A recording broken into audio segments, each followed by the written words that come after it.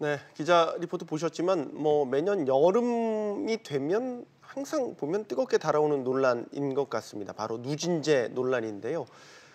내년 여름까지 누진제 논란에 마침표를 찍기 위해서 정부가 지금 시동을 다시 걸은 모양새입니다. 네, 이번 누진제 논의로 인해서 개편안을 마련할 방침인데요. 넘어야 할 산이 많아 보입니다. 자세한 이야기 전문가들과 함께 나눠보겠습니다.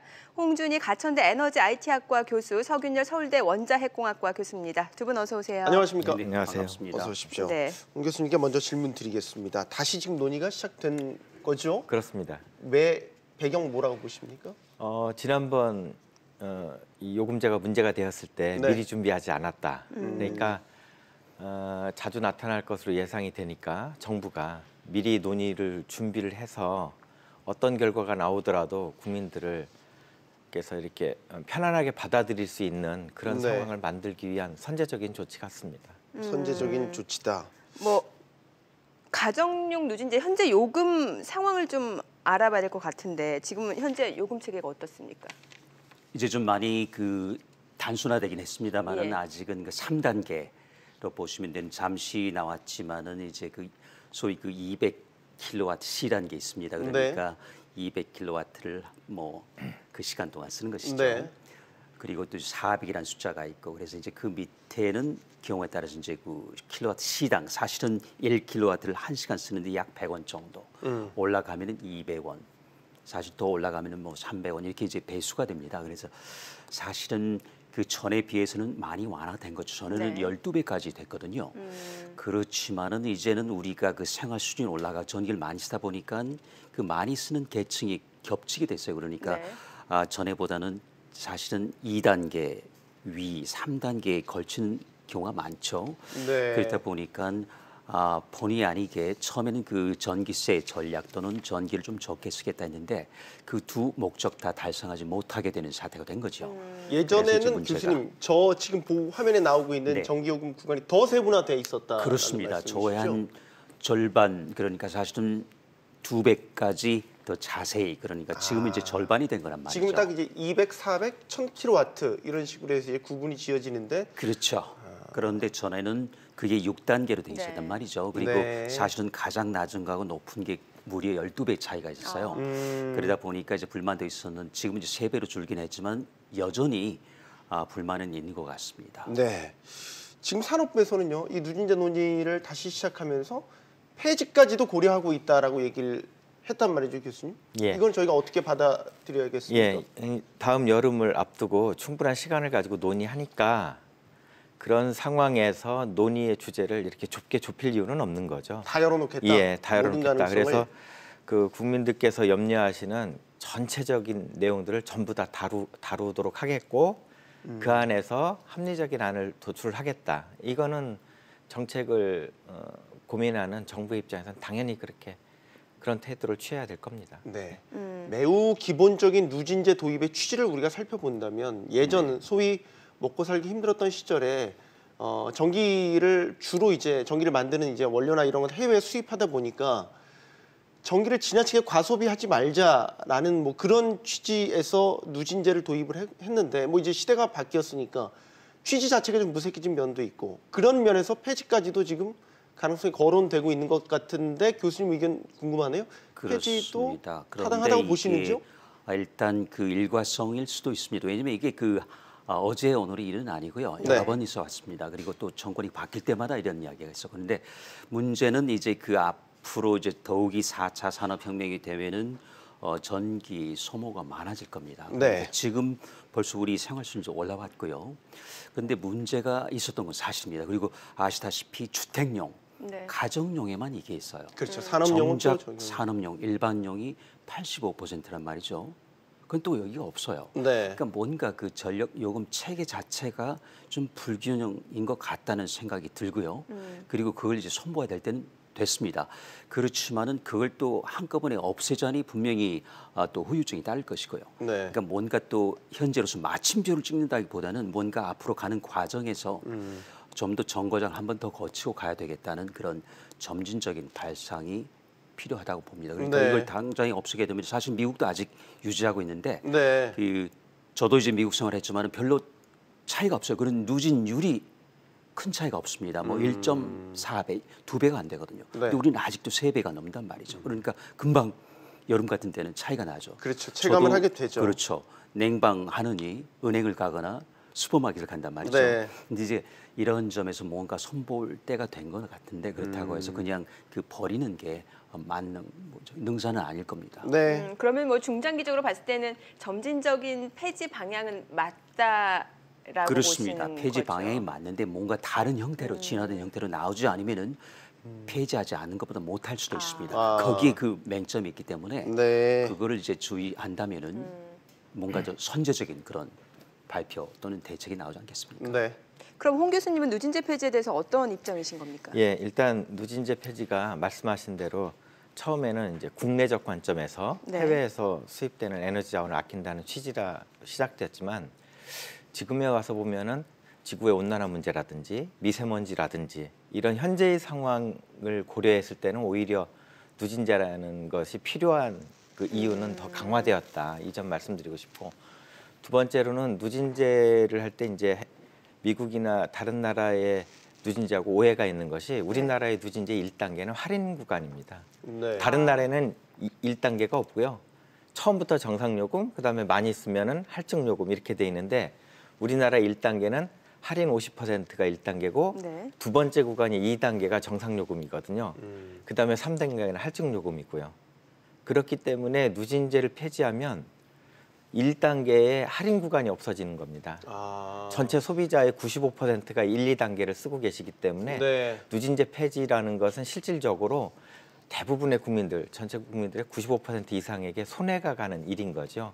그렇다면 누진제를 폐지할 것이 아니고 장점은 살리는 방식으로 가야 되기 때문에 할인 구간의 폭을 조금 더 넓혀서 에너지 소비에 있어서의 풍요나 번영 이런 것들을 이렇게 더 강화시키고 이렇게 제도적으로 약간만 손보면 되는 것. 두 번째로는 폭염 상황에서는 그 문제를 해결하는 게 에어컨밖에 없고 결국은 전기요금이 100% 담당을 하는 거거든요. 그래서 여름에만 누진제를 문제 삼는 겁니다. 겨울에는 한파가 몰려도 전기요금 누진제를 별로 거론들 안 했어요. 왜냐하면 겨울에는 난방에 대해서는 지역 난방도 있고 가스 난방도 있고 이렇게 대안을 선택할 수 있기 때문에 소비자분들이 아시는 거죠. 본인의 선택이 일정 부분 개입을 했고 다른 수단이 있다는 거. 네. 근데 여름에는 수단이 없기 때문에 그러니까 가령 별도의 요금제라든지 혹은 폭염 상황에서의 보험제도라든지 전기요금 이런 소비자 선택권을 강화시키는 방향으로의 개선, 누진제가 아니고 네. 이런 방안들이 모색이 되면 좋을 것 같습니다.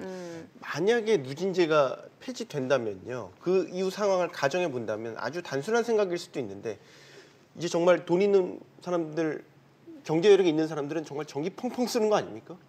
근데 사실 지금도 조금 그 구분이 어려워진 게요.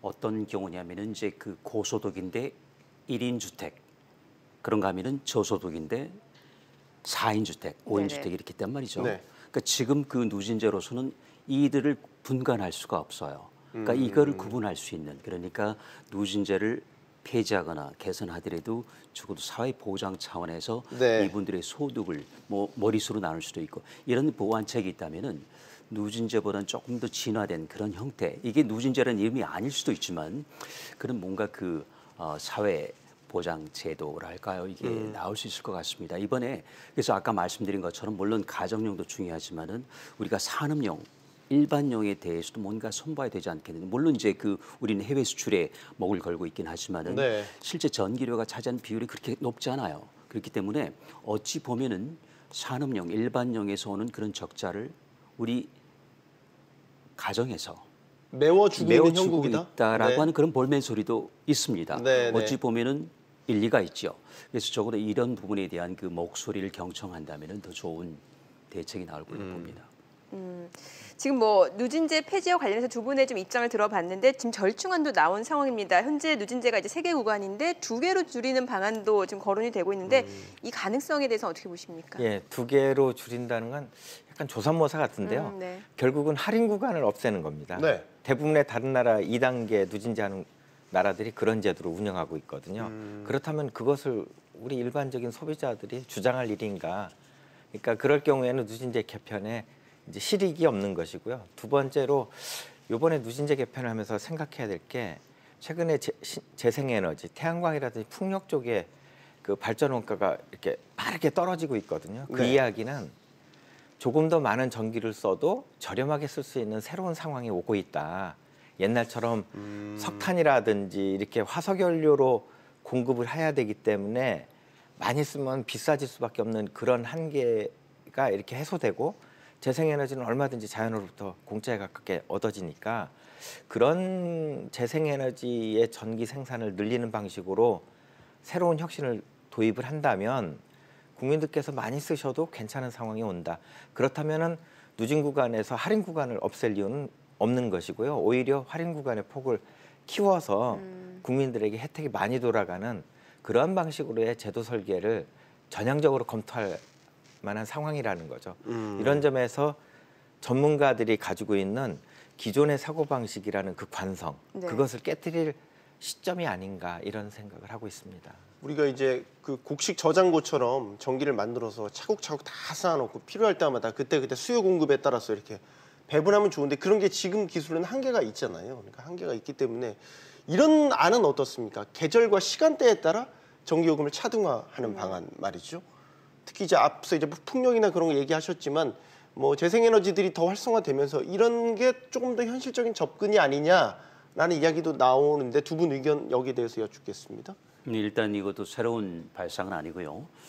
벌써 시행 중인 부분도 있습니다. 일부 있죠. 단지 네. 그게 가정용까지 주택까지 하려면은 사실은 그 전력 계량기나 그런 부분들이 현재 디지털화 아직은 돼야겠죠. 그렇습니다. 네. 돼야 되는 과정이 있고 거기에 이제 투자가 들어가야 되겠지만은 어찌 보면은 지금 이 시점이 된 것 같아요. 적어도 홍 교수님 말씀하셨지만 신재생은 특히 태양광 이 풍력이 오다 보니까 이제 전기 전력망 자체가 분산형이 된단 말이죠. 네. 그러면서 지능형이 되고 그런 과정에서 디지털화가 되고 그러면은 있을 수 있는 이야기입니다. 여태까지 그게 힘들었지만 그래서 그게 한 가지 방법이 되면서 그러면 아까 말씀드린 것처럼 어떤 사회 보장 차원에서 뭔가 그 감가상각을 처리해 줄 수 있는 그런 방안, 선제적인 또는 전향적인 방법이 나올 수 있지 않겠습니까? 네. 비슷한 의견이십니까? 계절별, 시간대별로 좀 차등화하는. 예, 그렇지만 이제 누진제에서는 그 부분의 논의는 가능하면 줄였으면 좋겠다는 게 저의 생각인데 그러세요? 이제 두 예. 가지가 있습니다. 하나는 네. 남들이 많이 쓸 때 나도 쓰고 싶은 겁니다. 왜냐하면 대체로 사람들의 삶이라는 건 비슷한 패턴이라서 예. 다른 사람들이 많이 쓰는 구간은 나한테도 굉장히 쓸모 있는 구간이거든요. 네. 그러면은 어떤 시간대에는 비싸게 받고 어떤 시간대에는 싸게 받게 된다면 비싼 시간대에 쓸 수 있는 분들은 여전히 비싼 시간대에 쓰실 수 있어서 편안하신 거고 네. 그런 점에서 능력이 안 되는 분들만 다른 비인기 시간대로 이전을 한다면 본다면 이거 에너지라는 데 있어서 자유주의적인 발상이 이렇게 강화돼도 좋겠는가 이게 본질적으로 공평성에 해당되는 방식인가라는 질문을 할 수밖에 없고요. 공공재정의 성격이 강한 건데. 그럼요. 예. 따라서 개시별 요금제는 그런 능력을 갖춘 일반용이나 산업용 부분에 대해서 국한해서 적용을 하되 일반 국민들이 쓰시는 주택용 요금제에 대해서는 공공성이라는 측면을 강화시켜서 개시별 요금제보다는 차라리 다른 수단을 통해서 개시별 요금제로 거둘 수 있는 효과를 거둘 수 있도록 하는 것.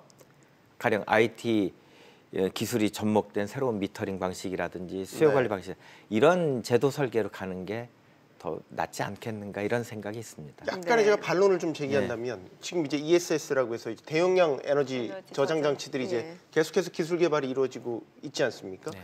만약에 가정집에 그게 이제 보편화돼서 가정집에 ESS를 하나씩 가지고 있는 시대가 도래한다면 쌀 때 전기를 들여와서 충전시킨 다음에 비싼 시기에는 ESS에 저장돼 있는 에너지를 쓰고 전기를 쓰고 뭐 쌀 때는 또 뭐 일반 전기 들어오는 전기를 쓰고 뭐 이런 식의 이제 만약에 기술 발전으로 인해서 완전한 디지털화라든지 뭐 스마트 그리드까지 완전히 실현된다면 그건 또 달리 생각해볼 문제 아니겠습니까? 그렇지만 이제 ESS가 초기 단계에서는 말씀하신 효과가 분명히 드러나는데 네. 이게 시장의 침투량이 늘어나면은 모두가 스마트하게 움직이기 때문에 어느 순간에 보면은 그 대체로의 소비가 이렇게 플랫해지거든요.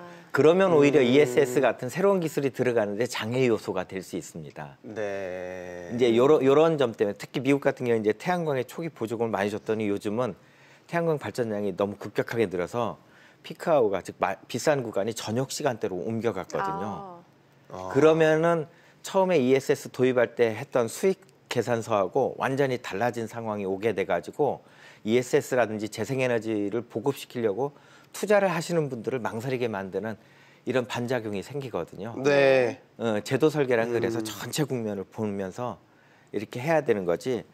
여름 상황이라든지 특정 이슈라든지 이거에 결합시켜서 제도를 설계하는 거는 나중에 문제가 될 가능성이 커 보입니다. 알겠습니다. 자, 뭐 지금 누진제 개편 논란과 맞물려서 또 하나 이슈가 되고 있는 부분이 이제 정부의 탈원전 정책에 따른 수급, 전력 수급 우려가 좀 커지고 있는 상황인데 네. 이와 관련해서 한 언론에서 이런 얘기가 나왔어요. 그러니까 중국, 러시아로부터 전기 수입을 추진한다라는 그런 보도가 나왔고 맞습니다. 여기에 대해서 이제 정부는 뭐 사실이 아니다라는 입장을 밝혔는데 뭐 결과적으로 에너지 전환 정책에 따라서 전력 수급 불안 요소가 가중되겠다 보니까 이런 논란까지도 이어지는 게 아닌가라는 생각이 들거든요. 근데 이제 그 어찌 보면 이제 독일하고 우리가 다른 것 중에 하나가 예. 우리는 에너지로 보면은 이제 섬이나 마찬가지죠. 그래서 그런 점에서 우리가 앞으로 어쨌든 그 신재생 에너지로 가는 건 대세이기 때문에 가는데 그럴 때 있을 수 있는 문제가 이제 에너지 안보 문제란 말이죠. 네. 왜냐면 네. 이 출렁거릴 수 있을 때. 그래서 그 발상 자체는 좋아요. 그러니까 일단 러시아에서 예를 들어서 석탄 발전소 네네. 떼가지고 거기서 떼면은 물론 이제 그 연기는 저쪽으로 가겠죠. 뭐 저기 홋카이도나 이쪽으로 가게 되죠. 그러니까 적어도 거기서 석탄을 가져오는 것보다는 가져온다. 직접 전기를 가져오는 것이죠. 네. 그런데 이제 문제가 될 수 있는 거는 예를 들어서 물론 해저로 올 수도 있지만은 북한 영토를 통과할 수도 거쳐서 있죠. 와야 되는 부분이 있습니다. 그럴 때 우리가 과연 우리 그 저기 국가적인 이런 그 사실 국책 사업인데 이거를 북한의 그 저기 국제 관계 기타 지금도 조금 경색되지 않았습니까? 이런 부분이 마치 러시아가 우크라이나를 통해서 독일로 가는데 얼마 전에도 있지 않습니까? 이런 문제가 또는 중국에서 온다면 또 사드 보복처럼 이런 게 있을 때 과연 우리가 생각했던 소기의 목적을 달성할 수 있을지 네. 경우에 따라서는 오히려 우리가 그 에너지 작업을 하기 위해서 원자력을 하고 신재생을 하는데 또 반하는 역할이 된단 말이죠. 네. 그래서 그런 점에서는 신중하게 해야 되는 분명히 그 장점은 있을 것 같습니다. 아마 홍 교수님께서 말씀하실 것 같은데. 네. 그 정치 외교적으로 보면 반대로 우리한테 친명타가 될 수도 있지 않을까. 예를 들면 러시아가 과거에 유럽이랑 붙었을 때 그 가스 수송관을 뭐 이제 끊어버리겠다라는 식의 이제 예. 그렇지만 역으로 현재도 우리가 쓰는 전기의 연료가 되는 석탄의 상당량을 러시아로부터 사오고 있거든요.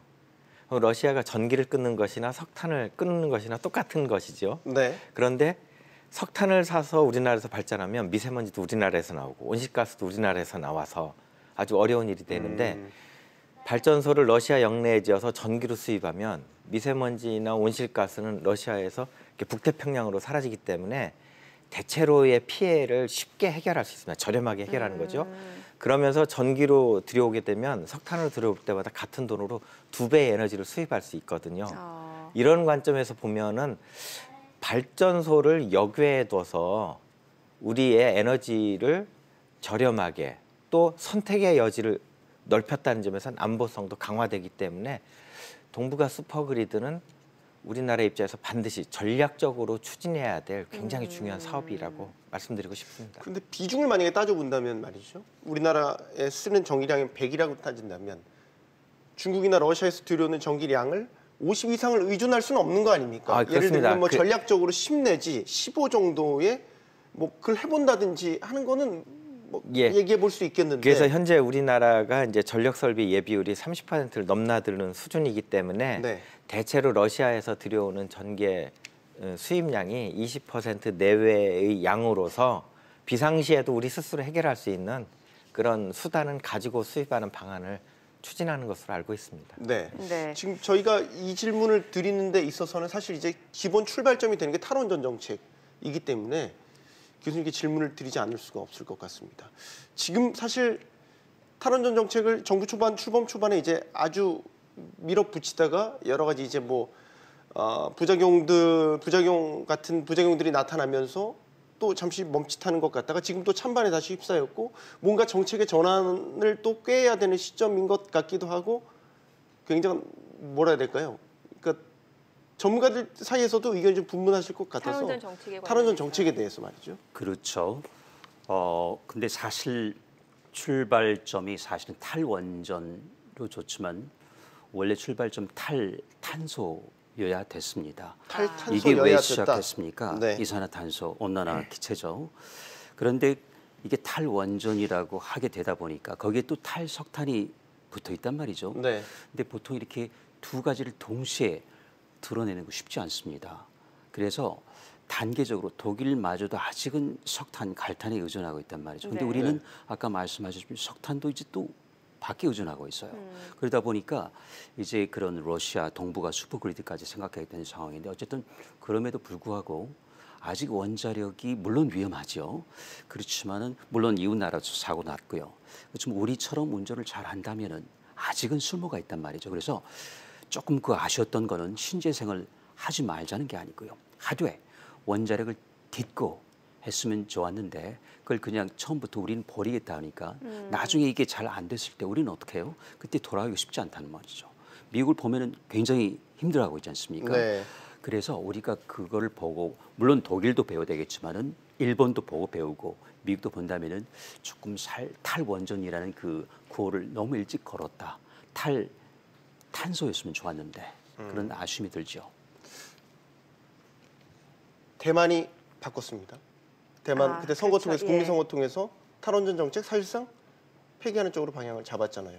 이게 우리한테 시사하는 바가 이제 큰 게 이제 이 정부가 대만을 사례로 이제 벤치마킹 사례로 삼았기 때문에 어떻게 보십니까? 우리도 뭔가 정책적 변화를 꽤 해야 되는 것 아닙니까? 예, 대만을 사례로 삼았다는 것에 대해서는 이제 동의하지 해석의 않으십니까? 여지가 있을 수 있는데요. 네. 예, 그렇지만 말씀드리고 싶은 거는 이제는 더 이상 탄소 기반의 화석 연료로 지탱할 수 있는 문명은 아니다. 특히 우리나라 같이 이렇게 번영하는 경제에 있어서는 네. 에너지 전환을 해야 되는데 전환은 원래 전쟁에 준하는 수준의 결단으로서 새로운 생태계를 찾아가는 거거든요. 네. 결단 없이 전환을 이룰 수는 없습니다.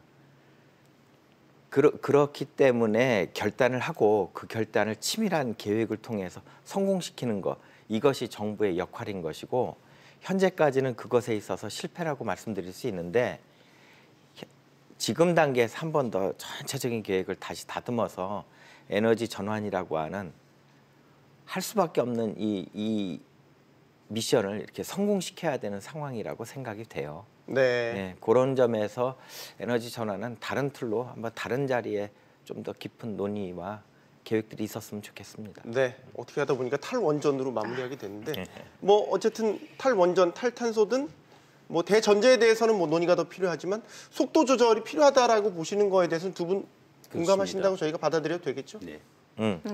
조금 더 신중하겠지만 저는 조금 더 빠르게 이런 예. 정도의 차이는 속도 차이가 있겠습니다. 좀 있네요. 속도 조절에 대한 속도 차이였습니다. 죄송합니다. 홍준희 교수, 서균열 교수였습니다. 두 분 고맙습니다. 잘 들었습니다.